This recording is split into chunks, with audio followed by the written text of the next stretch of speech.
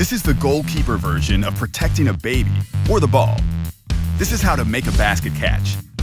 Best for balls coming in waist height when you can get your body behind the ball, the basket catch is an underarm catch that uses the hands, arms, and chest to form a cradle for the ball. And it's one goalies use fairly often. Here's how it works. You want the ball to hit your forearms first, then pull your arms to your body as it hits your chest to secure it. Forearms should be parallel so they don't create a hole for the ball to slip out. Let us slow it down for you. Get behind the ball. Forearms parallel, pull it into your chest. Time to cradle your prize. Diamonds are a goalie's best friend. Diamond catches, that is. Here's how to do a diamond catch.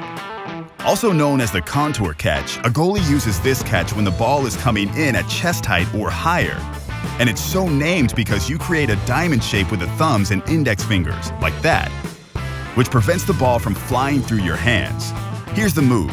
As the ball comes in, extend your arms forward in front of the body with elbows slightly bent.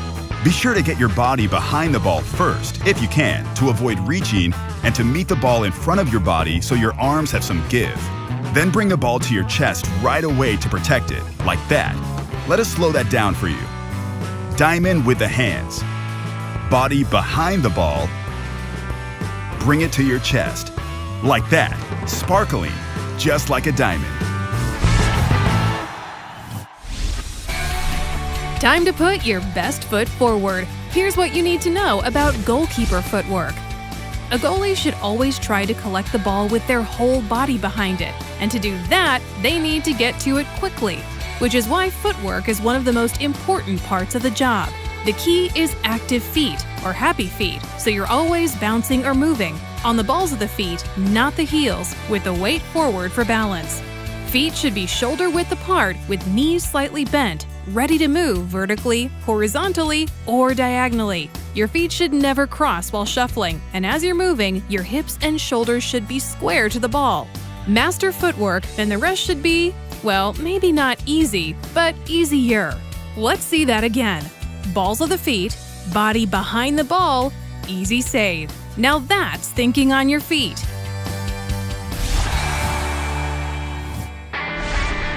Sometimes getting grounded is a good thing. Here's how to collect a ball on the ground. If you can picture a shortstop fielding a ground ball, you're ahead of the game because it's not so different here. As with baseball, when a soccer ball is coming in low, the goalie must lean over to scoop it up while making sure it doesn't slip through their legs. Step 1. Get your body behind the ball, using your feet. Then, leaning over, scoop the ball into your chest while putting both legs together, or staggering the legs to prevent the ball from slipping through. Another option, the front smother, where you cover the ball landing on your forearms if the ball is coming in really fast or bouncing. Let us slow that down for you. Body behind the ball. Lean and scoop, bring it to your chest. Hey, what's the soccer version of a home run? Sometimes taking a fall can be a good thing. Here's how to do a collapse dive. When there's no time for a goalie to move their feet to get fully behind the ball, a collapse dive is a great way to make the save. It starts with a step towards the ball. Then you, collapse, trying to get as much of your body behind the ball as possible. Your lead leg can give you a push as you drop, landing on the side of your body, not your stomach. At the same time, you reach for the ball, one hand on top, the other on the side, using the ground as a third pressure point.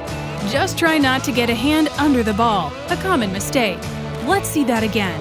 Get behind the ball, drop to the ground, hands on top and on the side of the ball. Drop like a house of cards, stop a goal. When you're out of options, this move packs a real punch. Here's how to punch the ball. Even the best goalkeepers aren't superhuman. Sometimes the ball is just out of reach. So if the ball is coming in over your head and you can't catch it, don't fret. You can punch it. It works just like it sounds. Make 2 fists and punch the ball away using your knuckles, hands together so the ball doesn't slip through. If you can, try to punch the ball away from the direction it came, so it doesn't find its way right back to the attacker who sent it there in the first place. Let's see that again. Make 2 fists. Hands together, punch with the knuckles. And that's what you call a knockout.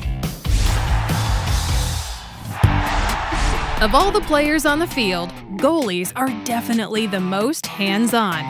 Here's what you need to know about goalkeeper distribution with the hands.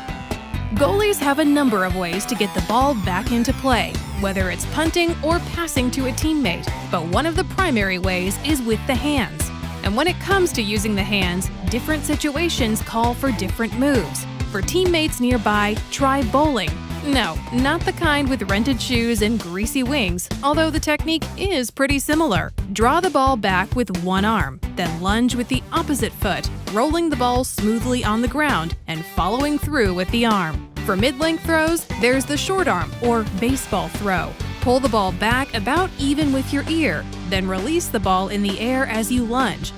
Finally, there's the overhead or sling throw for long distances. Bring the ball back behind your head before swinging it forward. It should look like a catapult. As you release, follow through fully, almost swiping the ground by the end. This will put power behind the throw.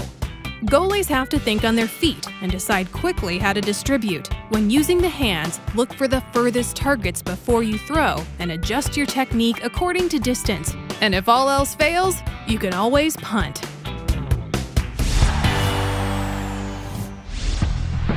Goalkeepers prevent goals, but they can also help you score them. Here's how to punt the ball. A goalkeeper might be the last line of defense, but they're also the first line of attack, and a solid punt from the goalie can help their team score on the other goal. Punting is a good option when a goalie doesn't have a defender to distribute to, or they're unsure they can maintain possession. Instead, punting it high and long gives their teammates time to position themselves to receive the ball. Here's what you do. Hold the ball with one or two hands directly in front of you. Take 2 to 3 steps, swing your kicking leg from the hip and drop the ball. Don't toss it onto the foot as you strike with the laces. This will give the ball plenty of height and distance. Let's see that again. A couple steps, drop the ball, strike with the laces, and watch it go. If it sounds like a snake, that's because this kick has bite. Here's how to do a sidewinder punt. It's one of the more difficult goalkeeping moves to master, but it's worth the effort. Not only does it look really cool, it's more powerful than a regular punt, or like a line drive than a lob. Here's what you do. Throw the ball slightly to the side and meet the ball at a sideways angle, making contact with the laces just under the center of the ball at waist height. It's basically a side volley, and it packs plenty of punch with just enough lift to get over players' heads and out to your teammates. Let's see that again. Toss to the side, sideways angle, drive with the laces, and pow! Watch it fly.